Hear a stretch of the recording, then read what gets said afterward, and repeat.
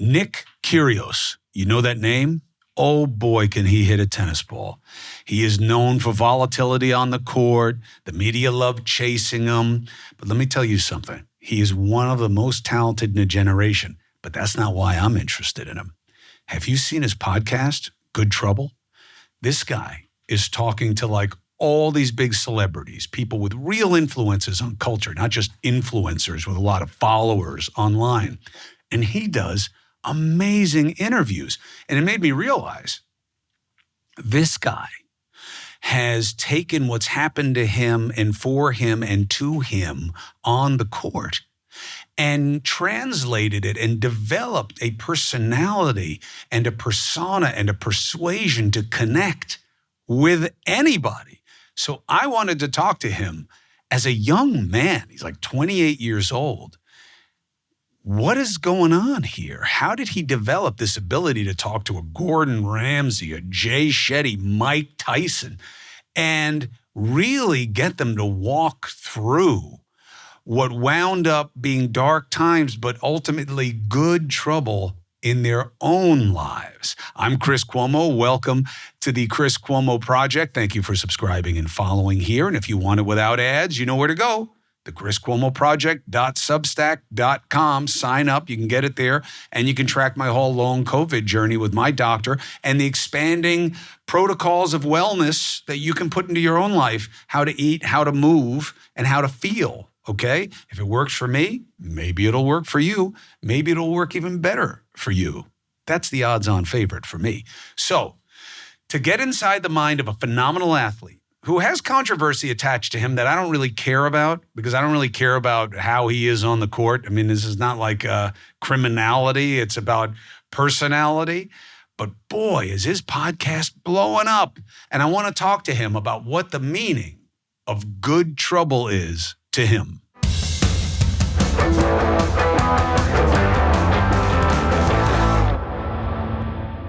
Nick, it's great to have you. Thank you very much for taking this opportunity.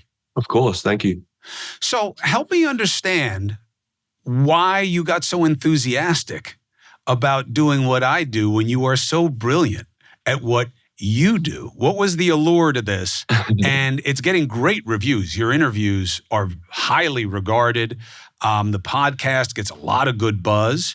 Why'd you get into it? And what was the surprise for you? I mean, obviously I got into it because I've had 3 surgeries in the last year and a half. And as an athlete, it's brutal. You know, I came off the best year of my life. Made the finals of Wimbledon, was playing some amazing tennis. And obviously my body just needed, I guess, a rest in a way. And I needed to, fix parts of my body that I couldn't even live normally. You know, I was struggling to put salt on my food with my wrist. So I needed to figure out what I needed to fix. And yeah, I mean, I always felt like I had a pretty good knack of connecting with people. Obviously, my past, I've been through a lot of dark times and a lot of experiences where I feel like I'm able to connect with other, whether it's athletes or people like, Gordon Ramsay, for instance, who's a chef that I looked up to, and get the best out of those people to now help the future generation that's coming and people who just feel like they can't, get through their problems or navigate through some struggles. So I'm just trying to do the best I can and shine light on things that the people may not know. Good trouble is a phrase that we know from our American politics. We lost a great politician recently who used to love to refer to good trouble as an explanation of what he did in his fight for civil rights in this country, that sometimes you got to push the limits for the right cause. What does it mean to you? I don't think anything can actually happen without a bit of good trouble. I look at my life and I've only been one way. I've been passionate, I've been myself, and I've been authentic, and it's been frowned upon for a larger part of my career. And now I think people embrace it, and I'm able to achieve some amazing things doing it. I think if I conformed to how every tennis player was taught to play, I don't think I would have been able to achieve the things that I've done. And I think, when I see the youth that look up to me, there's millions of people that look up to me that I didn't realize earlier in my career, that they draw inspiration. I used to be a fat kid from Canberra who's now been on the scene and achieved some pretty cool things. And I think without a bit of good trouble, I would never have, I just think about my childhood as good trouble. And it's just the way I am. I don't necessarily think it's trouble in a way. I think it's just, just being yourself when everyone else is telling you to be someone else. You are still a puppy as far as I'm concerned. You've had an amazing career, but 30 is still a goal for you. So there's so much life in front of you. I'm 53 years old, and I always feel... You look good, though. Yes. Yeah, you better have them adjust your screen. There's so much pressure on you guys. You live so much life in such a short amount of years. And then you all have to figure out these second and third and fourth acts, and so many tennis players have done it so brilliantly. But when you look at your life, do you see your life that way? Like, brother, I'm just getting warmed up. I had one chapter here which was amazing. I'm an internationally known guy because of it, but I don't even know what my dreams are yet. Yeah, it's interesting because, athletes, we spend almost 2 decades of our life dedicating, even more, 2 to 3 decades of our life dedicating our entire life to this one thing. So when we get to that point where we're thinking, oh man, like my body's starting to break down, or I'm not having great results, like, do I let it go? I think it's one of the hardest things for an athlete to do is let go of their profession. And I spoke to Jay Shetty about it, and he said that Kobe Bryant was so peacefully retired that it's like, because he had so many other things he was doing, it was just one form of communicating to the world. That's who he was. And I feel like tennis for me, all my friends and people that get to know me, they realize that tennis is not just it's not who I am. Like, it's just one way of me communicating to the world. Like, this is something I'm good at, and it expresses how I am a little bit, but I got good trouble. I've got some other things that I'm trying to do as well. And I'm excited for all of it. And I realize that I think that not many people in this world have had the success that I've had. And it'd be selfish for me to, after my injuries, to come back and be like, demand more success. I've had my little window, and if I'm able to have a bit more of it, which is great, but if I'm not, I'm okay with that as well, because I'm still able to do some pretty cool things. And I think that's the healthiest way to look at it, because I was obsessed with, success and winning and tennis and getting better and studying people on YouTube, and that's all good. But then there's a part of me that realizes now, like, I've had surgeries that are pretty serious, and it's like, now I have to have the perspective of everything now as a bonus. So yeah, that's just where I'm at. I think that you have tremendous successes that you have no ability to even imagine right now. But if I ever see you playing on a pickleball tour, I'll run right out onto the court and I'll take you out, brother. You won't be able to stand upright for weeks. Jay Shetty is a very interesting, now that you're in the media in a different way. One of the things I've always found very entertaining about you, though, if I knew you better, I would have given you different counsel. When people come out you in the media, you give them exactly what they're looking for, because you are so authentic. And it took you time to realize the game, that these people aren't saying stuff to you like they're one of your brothers, or someone who's like, that you're in a trusted, they're just saying it to bait you. They want that part of you. No one's ever going to know who they are or what they said. Jay Shetty, I don't know if you know him or if you're close to him. He is a good example of how to really deal with it. He had a real shitstorm on his head a couple of weeks ago, and he went quiet, and right now it's gone. And there is tremendous power in less. Do you ever think about that in your own handling of the media? Definitely. Towards pretty much my whole career, I was always giving it back to them. And I just took it so personal in the sense, like, obviously I stepped into the spotlight at 17 years old. Like, I was a kid going to school, and then at 18, beating Nadal in center court at Wimbledon. When I was a kid playing video games. Like, I just lived such a normal life that when I kind of stepped in the spotlight, I was not ready for it at all. I took things personally. I went out and I went back at people, and it kind of just snowballed, and then they kept doing it. And now I guess now I'm good at kind of navigating and not taking it too personal, and I guess feeding them as much as I used to.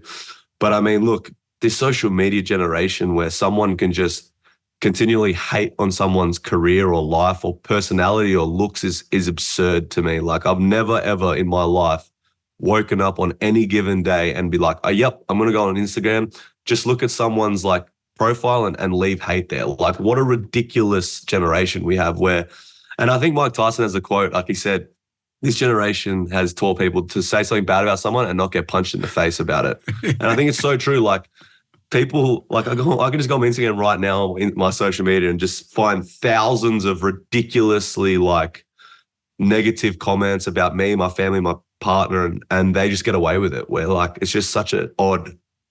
For me, it's so strange. So I guess that's why I went back at it, and I wanted to like message each person directly saying, "You're a piece of shit," basically. But now it's like I just leave it. I have to consciously try and drown that like Nick to be like, Nick, just leave it. Like these people, we don't even know these people. But I just think it's such a strange generation that's coming anyway. It's just a strange cultural phenomenon. It is so weird. Just unchecked negativity where it's like the new excuse for intelligence is that if you say something nasty, it's like you're saying something smart. But look, everybody knows the right advice is to leave it alone. But boy, is it easy to say that when it's not you.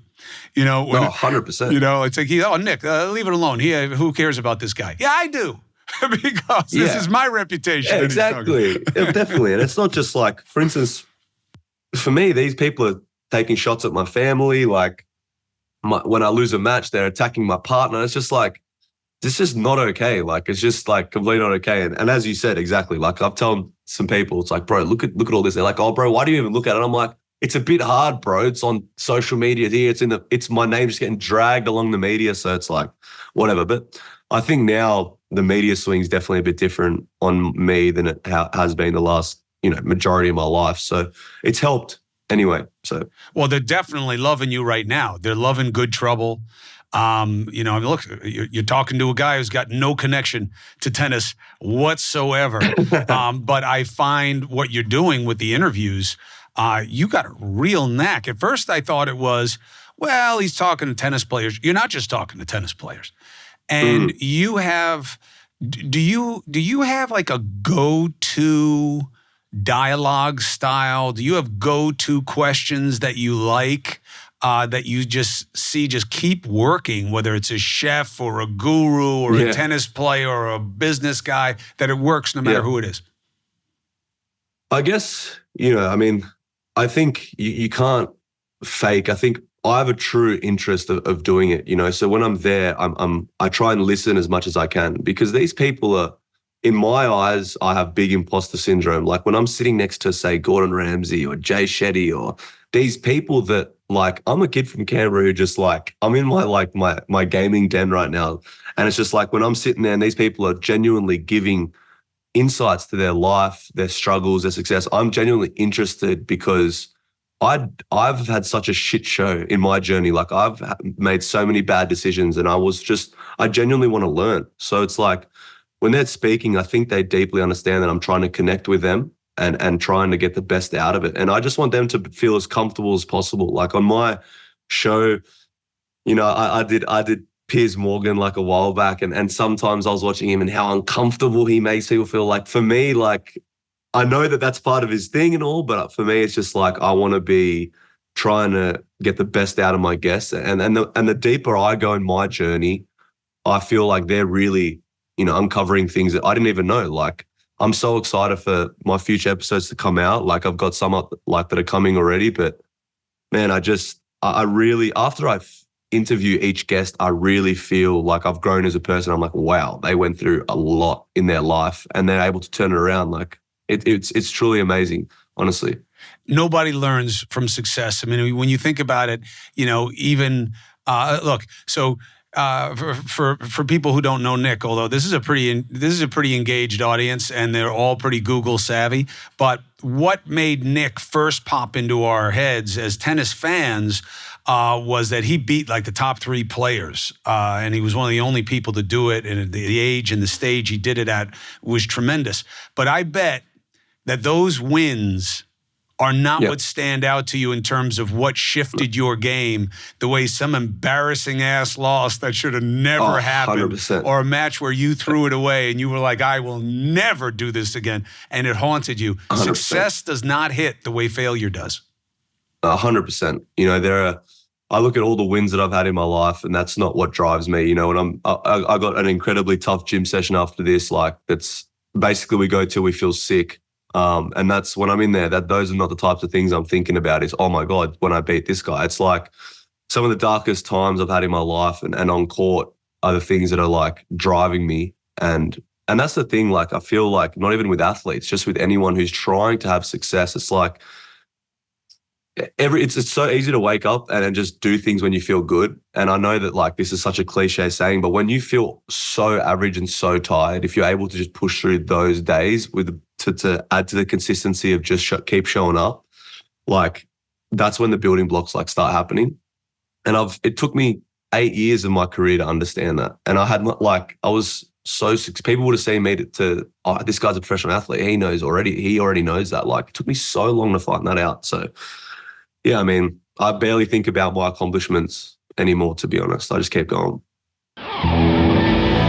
Support for the Chris Cuomo project comes from Delete Me. So, Delete Me is a necessary. Why?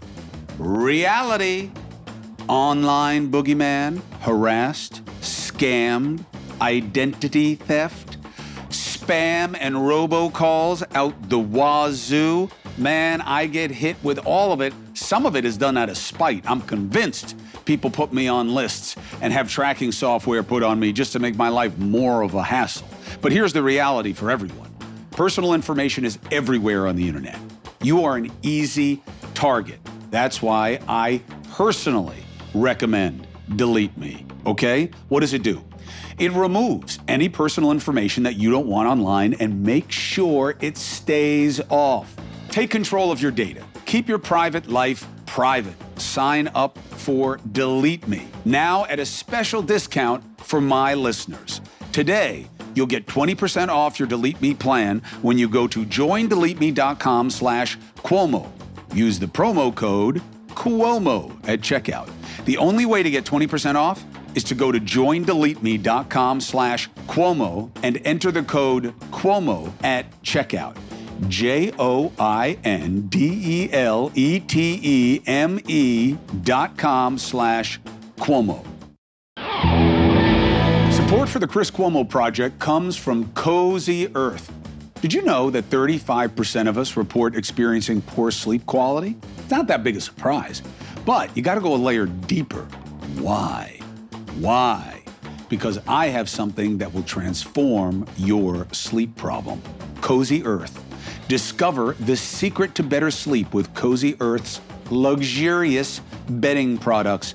Little funny side note, my wife just left to go from our apartment out to our house where we live. Guess what she took with her in her bag? The sheets. Ha! I gotta get another set. She took the CozyEarth from the apartment. I don't know what I'm sleeping on tonight. CozyEarth bedding are temperature regulating. That's the technology. That's the key. So what they do is literally adapt to your body's needs. And that helps tailor the sleep experience to you. They use only the best fabrics, materials, and weaves, offering superior softness, and that invites you to sink into a world of comfort. Treat yourself to the ultimate in comfort and indulgence with CozyEarth bedding and sleepwear, and prioritize your self-care and sleep health. Use my promo code, Chris, at checkout, and you'll get 35% off at CozyEarth.com. After you place your order, be sure to let them know we sent you. Select podcast in the survey and be sure to write in the Chris Cuomo Project, please. For all of the passion and the emotion that you put on the court, and people will, like it or criticize it or whatever. Yeah. I was talking to a fighter recently, a UFC guy. I love UFC. I wish I were 30 years younger. That's definitely what I would be doing. I don't know if I'd be any good at it, but it's definitely what I'd be doing. And I was saying to him, I was listening to him talk about lessons from fighting in life. And we hear that all the time. We love hearing guys like you that are great at something, teaching us how it's a metaphor for regular life. And I said to him, do you live the way you fight? And he said, fuck no, I don't live the way I fight. He's like, I'm trying to kill people in there. I literally go into the ring thinking, into the octagon thinking, within the rules, I'm going to do this guy as dirty as I can, as soon as I can. He's like, I don't live my life that way. I thought about that. Like, I've heard so many tennis players talk about, training discipline, staying locked in a point, understanding that all that matters is the next, being present. But do you believe you live your life the way you play? Are you that same type of person? Absolutely not. I am two opposite people on the court, it's like I see the full moon and I just am such a competitive animal, and I'll put on a show and I'm unpredictable, and I'm like, I live in the chaos where like when I'm off the court, I have to like have the same routine. I'm very like, honestly, I'm an introvert. Like off the court, I'm an introvert, don't speak very much, just like don't take myself too seriously. When I'm on the court, it's like, you'd be like, this guy's volatile, he's crazy, like he's so confident, he's loud, he's like engaging with the crowd. When I'm off the court, it's just like I'm two different people. Like I always like saying this, like even when I met my partner for the first time, she, like obviously my reputation in Australia, she was like, I thought that you were going to be the most volatile, arrogant, crazy, like she was like expecting someone completely different. And then after a week, she was like, you're actually just like a normal person. I'm like, I know that. Like I'm a strong believer that you need to be, when you walk on that, you know, whatever it is, even in business or whatever, like you need to be able to separate what it is there to like your personal life. And that's, you know, you look at some of the best players in the world, like when they step out there, they think that they're the best thing to ever walk earth, and they come off the court and then they're the most humble guy ever. So I think finding that balance is huge no matter what you're doing. How big a deal is it in tennis that you guys are allowed to talk to coaches now? Oh, I hate it. I absolutely hate that, because tennis was one of the only sports in the world where you had to go out there for potentially 1.5 to 5 hours and figure it out on your own. Like it was like boxing with no contact and not going back to your corner. It was such a unique part of tennis, like where you were helpless, like there was no place to hide. And I think there's a quote that I said a couple of years ago, like in tennis, there's nowhere to hide. Like physically, if you're not doing the work, you'll be exposed. Mentally, if you're not like working on your mental health and your mental, like you'll be exposed. Every little aspect. You can't, like, you're having a bad day and you feel like shit. You can't just sub yourself out like, I'm done today. Like it's just like you got to figure it out on your own. And then now they were like, a couple of players were like, oh, I think we need, you know, our coaches being out. And I'm like, dude, no, we don't. No, we don't. And then I'm not a fan of it at all. And my kind of view on that will never change. Were you in favor of like McEnroe? I don't know why. I still don't understand this. I don't understand why McEnroe wouldn't have been at the front of the line for automation to make line calls. Like so much of his career was spent fighting. Although I've always believed it was that, you know, not like you so much, but that he was doing something in those moments, because he is not an irrational, he's not a psycho, you know what I mean? And it's not like he was on drugs that, and we later learned, he would like put himself into a mood state that he's never in anywhere else in his life. You know, like things go wrong in his regular life too. He doesn't, you know, turn into what he did on the court. I would have thought he'd be so in favor of the technology. Do you embrace the accuracy technology? Does that like give you some relief that like, hey, it's either in or it's out? You know what I mean? The technology is good enough to tell you. Definitely. I think especially, I mean, you look at how every sport's progressing as well. You got, you know, like football, you got like VAR. I mean, NBA even now is like showing replays. I just think it's not worth, you know, a match can be played for 3 to 4, 5 hours, people giving their all and the crowd's so into it. Why leave a line call up to chance and being able to affect the outcome? It's such a stupid. And I think like people don't realize, oh, why are you getting so angry over a line call, Nick? It's like, I'm playing for millions of dollars and an older elderly community person has now called one of my serves out that was in, and now it's affected the outcome. Like, just think to yourself, like, would you not be pissed off? Like, you spent your whole life training for these moments and now the outcome's changed because someone got the line call wrong. What a stupid, like, I just think it's not rational at all. So yeah, I think AI and you know, the ability to call lines has to change very, very soon. And I think it's already here, but it just seems to happen all the time. And I would have said McEnroe, he got defaulted, he got fined. Like, I mean, me and him, like we're definitely cut from the same cloth in a sense on the court, where we just don't like people making mistakes. Like we are so accountable for our behavior. It's like, okay, this line umpire called the ball out. Oh, why is he not like copying flack? You know what I mean? If you could trade games with anyone who's ever played, who do you love the most? Well, I mean, Novak is definitely the greatest of all time. Like, he's the best player to pick up a racket, but the prettiest player that I like to watch is obviously Federer. I think without Federer, Nadal and Djokovic don't exist. It's like, I think LeBron and Kobe and all these magnificent NBA players, like they were chasing something and comparing their games to someone. So I think if I had to trade my game, I don't know if I want to trade my game. I like my game a lot, but I think Federer is so beautiful to watch. Like if you just look at him, you just know that man was born to play tennis. So I'd probably switch with Roger.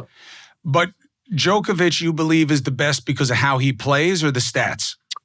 I think his head-to-head, I mean, his performances against Roger, against Nadal, against the generation, the dominance, I think, across the board it's absurd. I think, like, what he's doing is, I just don't think he gets enough credit for. I think it's just because people are a bit uneducated about tennis. I think the adaptability of a tennis player is like no other, because you look at sport in general, like whether it's football, basketball, it could be anything. Like they have such a routine. It's like they barely leave the country. They know when they're going to play. They know the length of time they're going to play. With tennis, it's like we play 2 weeks in Asia, 3 weeks in Europe, now to the States, now to Australia, now back to Europe. It's like you're playing in different time zones, different diet. You don't know when you're going to play. You don't know the length of time when you're going to play. It's like there's so many variables. And I think Djokovic has been able to adapt to so many things, like, and just dominate, which is pretty incredible. What's your favorite sport? Basketball. Oh, I'm obsessed. I love basketball. Yeah, I'm a big Boston Celtic fan. Yeah, and I'm what's just a that fan about? of basketball in general. Why are you a Boston Celtics fan? So in 2005, I got my first video game and I picked the Celtics. And ever since then, I've just been obsessed with the team, obsessed with the players. But the sport, I used to sit in front of my VCR machine and just watch basketball highlights, and just something about the culture of the sport. Like when someone arrives, they're wearing something and you can just like kind of, you just get, I don't know, something about basketball just gets me going a bit. It is a phenomenal sport, especially what it's become now with the size of the athletes. I mean, we could have never, I would never, so I'm older, right? So Karl Malone was a freak in the NBA. We had never seen a guy look like that. And he was a power forward, and he could do some things that were pretty athletic for a power forward. But he's got nothing on LeBron James in size and strength. And LeBron James is running around like he was 5'8", 155 pounds. I would have never thought we would see that kind of explosion in it. And, you're a Celtics fan. Larry Bird, and it's got to have something to do with race, but that guy, people sleep on him and his greatness. I had a friend of mine who was a huge Celtics fan actually, I'll find it and I'll send it to you. You'll get a kick out of it. Please. We were together and someone was saying, he was amazing for a guy who's not that athletic. And the guy was like, not that athletic. He was 6'9", and they was like, but he wasn't explosive. And he put together this compilation of Larry Bird dunking on guys. Now, I wasn't as impressed because he is 6'9", so it's not like, he couldn't dunk the basketball. But still, like, but he put together it was like 125 dunks. 125 dunks on people's heads. And he was just, I think that he was amazing. That's athletic. Did you want to play? Yeah. I played when I was playing tennis when I was a junior. I was like playing up until about 14. And then my mum and dad my dad came out the back, that door right here. I had a basketball hoop there, and he came out that exact door and was like, we're done with basketball. We're going to just stop playing and we're going to pursue this tennis career. I mean, obviously tennis as well in Australia is one of our biggest sports. So he was just like, look, we're going to just give away that dream and we're going to go tennis. And that killed me, honestly. When I just dropped the ball out of my hands, I was like, wow, it's over. Well, now you can pick it up again. Get your body right and go and start playing in some league. Just make sure you like the guys so they don't take your knees out. When you want to help somebody understand that what they're dealing with is absolutely bad.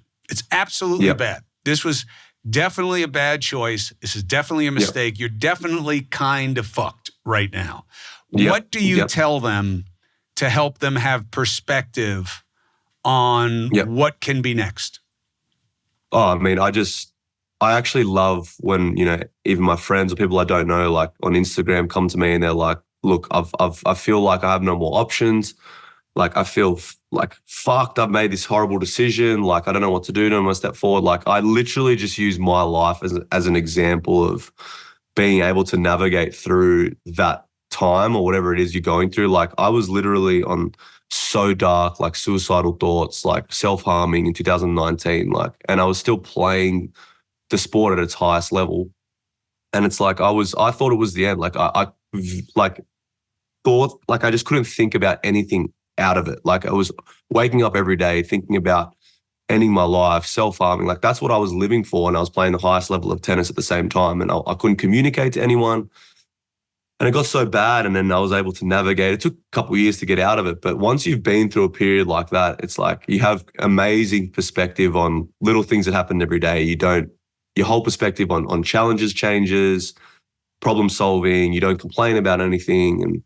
And then, when someone comes to me and they're like, oh, I think this is the worst thing that possibly happened. I'm like, dude, it's fine. Like, just take a breath. First of all, like just deep breathing is like one of the most underrated things ever. Like, and I learned that with Jay Shetty. He said the only thing that changes whether you feel happy, sad, depressed is your breath. Your breath always changes when you're excited. So the ability to control your breathing is huge. And then just like having perspective, like, I broke up with my first girlfriend. I thought it was the end of the world. Like the problems that we all face are really not like, it's all a building. It's all a process, man. And people say, the question I get asked all the time is, oh, Nick, do you regret the way you acted here? Or do you regret doing this? And I'm like, hell no, because if I take one bit out of this whole structure, the whole thing falls. And that it's given me the ability to be who I am today and confidently have this conversation. Like 2 years ago, I wouldn't have been able to speak to you. I would have been so insecure in myself. I would have been wondering if you would have asked something touchy and I would have like broken down. Like now it's like I'm so accountable and so open to who I am. It's like that's the biggest freedom, is being comfortable in your own skin as well. And as you said before, you alluded to it, like this generation with social media, it's like being negative is the new being smart, but it's like comparison, like everyone just comparing themselves on the internet. It's like, I want this. It's like, it's a disaster. People there's so many beautiful things right in front of them. They're like, oh, I want this. I want to look like this. It's just like, it's hard, man. Life's hard right now. The Chris Cuomo Project is supported by All American Assets. Why? Because you need somebody to help you make the decisions. What do I do to get away from the markets? Should I just put my money in a tin can? No. But what you can do is hold physical gold and silver. And I'm not just talking about burying it in a chest like some pirate. You can put it in your 401k. You can put it in your IRA. Most people only think that you can get stocks, right? Maybe some bonds or something like that. But you didn't know that you could invest in your retirement accounts with these types of investments. Hard silver, hard gold. All American Assets offers a wide selection of different gold and silver products, all delivered right to your door or to a depository in safe, discreet, fully insured packaging. And if you got a 401k from a previous employer, or if you got an IRA, an IRA, you can just roll it over into physical gold and silver. You can also make a purchase with cash and fund your account by sending a check or wire. Now is the opportune moment. Start investing in precious metals, safeguarding your savings against these volatile markets. Visit allamericanassets.com for your free gold and silver investment guide, or go and call 888-390-2522. And you can learn how to turn your paper savings into gold, literally. Again, 888-390-2522, or visit allamericanassets.com. Support for the Chris Cuomo Project comes from ZBiotics. Let me tell you something. We all know the deal. Sure, I'll have one more. Oh, that's a nice spicy margarita. I'm sure it won't. And next morning, you've got a rock concert going on in your brain. Well, you got to feel fresh. You got to get to a better place. And that's where the ZBiotics comes in. ZBiotics pre-alcohol probiotic drink is the world's first genetically engineered probiotic, invented by PhD scientists to tackle rough mornings after. I'm telling you, I wish this was around when I was still hitting the bottle like it had the secret to life in it, because I had many a rough morning. And I tried all these stupid things. You need a cheeseburger. You got to try this. You got to do that. But I can confidently tell you this. My friends who have used it say it makes a difference. Go to ZBiotics.com/Chris and you'll get 15% off your first order when you use Chris at checkout. ZBiotics is backed with a 100% money-back guarantee. You can't lose. You can only win. Remember to head to ZBiotics.com/Chris and use the code Chris at checkout and you'll get 15% off. Thank you, ZBiotics, for sponsoring this episode and our good times. We're making it hard also. It's hard. Yeah, it's hard enough when everybody's working together, let alone when they're trying to tear everybody down. There's a great book called Breath. I'll tell you. You know the book? It's a great book. Yeah. In terms of practices, influences, experiences, what helped you go from 2019 to now? What did you change in yourself? What and who helped you do that? I pushed my family away like a lot during that time. They weren't unnecessarily reaching out to me every day, and they kind of knew that I was on a path where it was not good, and they were trying to help me, and I was just pushing them away. Like my contact with them was shit, and I just thought I could navigate through these problems alone. And that's the biggest thing. I feel like people think it's a bit weak to lean on people, and sometimes they just think they can do everything themselves. And I don't know if it's this generation thing, I don't know if it's an athlete thing, but for me, as soon as I was able to mend that relationship with my family and have people that genuinely have my back, like obviously it as well, like probably a handful of people that you feel like you can trust day to day, and your family as well. And it's like, once I had people to genuinely hear me out and care for my best interest, I was able to help myself a bit more. And then I dug myself out of the hole. And now I actively go out of my way to try and help people that are feeling that way. Because it's like, that was the one thing I felt so alone. I was like, oh, no one understands how I'm feeling. And maybe my family didn't understand exactly what I was going through, but they had like compassion and they cared and they were like, what can we do to try and help? So I think my family was the biggest one. My mom and dad, like they just constantly didn't give up. And it really helped. It was like, okay, I'm not alone here. Like I got to, and then I'm not even close to some of these people that I have their number in my phone that I try and talk to. Like I call them because they're like, oh, I don't want to live anymore. I'm going through this. Like I actively try and tell them like, bro, I'm right here. Just reach out to me whenever. Like it's fine. Like what you're going through type of thing. So yeah, my family. It's way easier to deal with other people's pain than to deal with your own. I figured out that, while I am trained and have a ton of experience and probably a little bit of talent when it comes to understanding other people, I kind of realized that I was like, man, I don't really know myself. Maybe I do this job because it's so much easier than focusing on myself, digging into stories and situations and personalities that are not me. You don't talk about yourself a lot when you're interviewing, somebody, especially in a news capacity. And maybe there was some escapism in that. And when I finally realized that I didn't even understand or even connect to the Chris Cuomo that I was reading about and hearing about.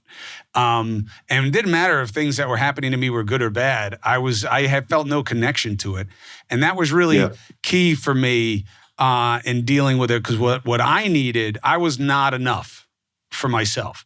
I needed a therapist, but he's really a life coach. My therapist is really like a life coach for me because it's so strategic what I talk to him about, and the hard part is I have to be honest with him, because I'm always trying to change shit so it doesn't sound as bad as what I'm thinking about in that moment. Either it's like, that's too dark, or God, that's a stupid answer, but that is how I feel. Like that is what I want to do right now.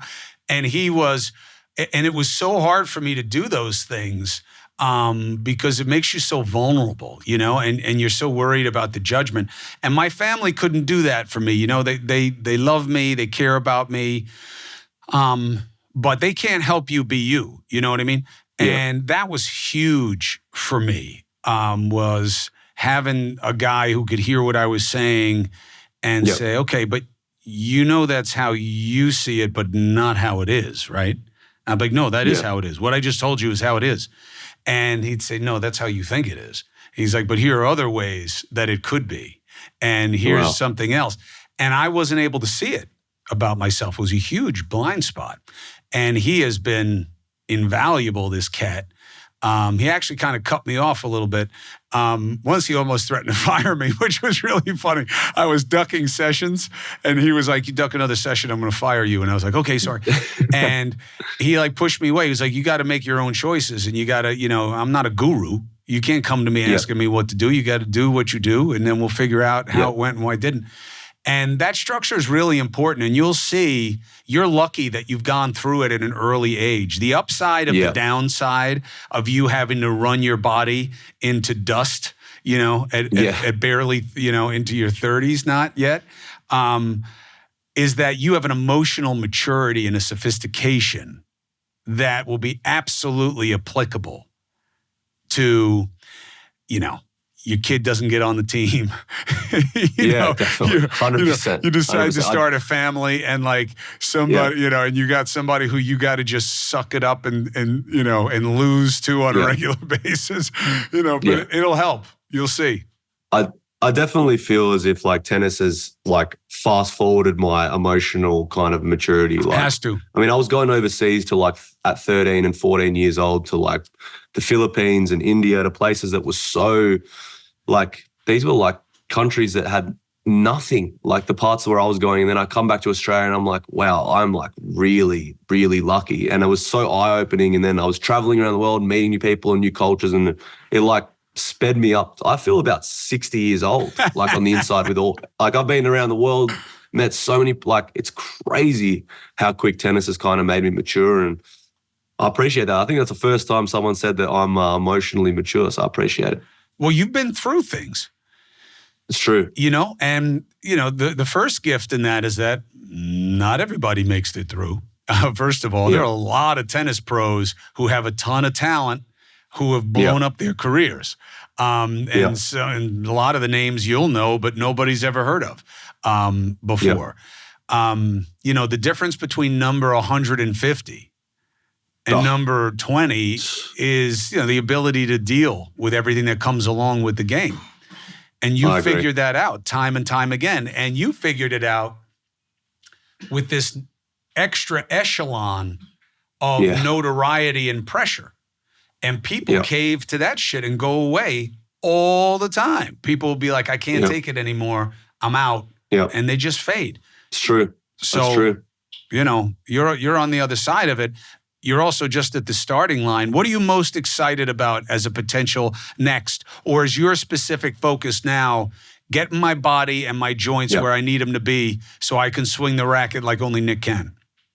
Yeah, I mean, that's my goal at the moment. I'm just in my like pretty much the middle stage of my like training to get back to being on court again. So I'm about 7 months out of surgery now, and I'm 2 days into hitting some tennis balls again. So man, it's been hard. Like people think just like getting getting surgery, it's just like, oh, you just sit on the couch and wait for it to heal and then you're back out there. It's like, no, dude, like it's 2 gym sessions a day, like a conditioning session to basically go till you throw up, all the rehab, get back out on court, learn to play again, basically. So all my goal is right now is to get to a point where my wrist is able to hit a tennis ball without pain and discomfort, and then just go again. I want to put in a good year or 2 left of my career. I know that to myself, I'm going to buy into a good year to 2 years of, process and trying to win a Grand Slam. And if it doesn't happen, I'm okay with that. But that's the time frame I've got left. And I just don't want to get to a point in my life where my body, I need another surgery or do this. And then I'm just like, when I want to have a family, like my body hurts. I just don't want to do that. I don't want to live like that. I want to be youthful with my kids. I want to be just as competitive as I am now. I'm never going to ever let them win. And that's what I want to do. Like I want to just all my focus right now. You know, I've lost like 4.5 kilos in 2 weeks, getting back to my playing shape. So I'm right in the midst of it at the moment. What do you like to play at? What weight?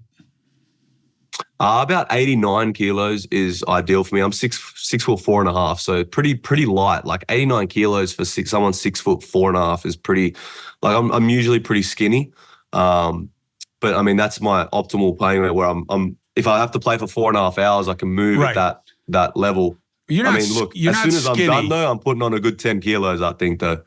Right. Oh, no. You will just naturally as you start to get what they call the man muscle as you get older. But True. You're not skinny. You're wiry. There's a difference because that's true. You're obviously you have so much power. I mean, some of it is from your length, but you hit the ball so hard. I mean, I was watching some of your play, just getting ready. I've watched you play dozens of times, but you're a strong motherfucker. There's no question about that. When you look at your career with the podcast and what you want to do with it, do you have any ideas, first of all, of who you want that you haven't had yet, obviously, and two, would you like to make it into something more different? I love the way it is at the moment. I love the fact that we sit for 45 minutes and the episodes are really, really intimate and really short. I think with this generation as well, it's like I agree. They don't have the concentration for something that's a long time, and people live such a strenuous life, and they're going from here to here. It's like, okay, I've got 25 minutes to 30 minutes to really just unwind or learn about something. Here we go. So I love the length of it. I love the structure of it. Guests wise, I mean, look, I look back at season 1 and I'm like, dude, these guys are like incredible people.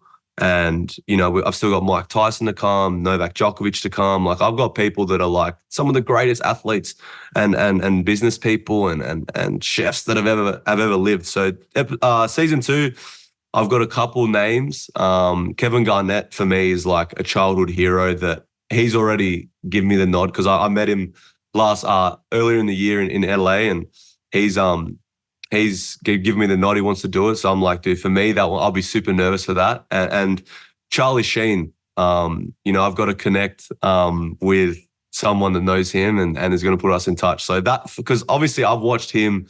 2.5 Men was one of my favorite shows growing up, and obviously we look at his journey. Someone who's just been through so much. And navigated. I just want to just if he just allows me to walk through that head for 10 minutes, I'll be grateful. So those two names for me are going to be on the lookout for sure. You'll be grateful to get in, and you'll be grateful to get out. Nick, I wish you all good things. I can't wait to watch your comeback. But I have a feeling I'm going to be paying attention to you for a long time to come. I think your contributions are just starting. If there's ever anything I can do for anything that you're doing, I want to be a part of it. I love what you're about. I appreciate that. And I love what you bring to the game, and I love what you bring to the game of podcasting. It means a lot to me. Thank you. I'm trying hard. It doesn't come that easy. You're succeeding. Anybody can try. Thank you. You're succeeding. And thank you for doing the podcast with me. I appreciate it. Of course. No worries. Anytime. And feel free to if you're ever in Australia, reach out. Done. Reach out. Done.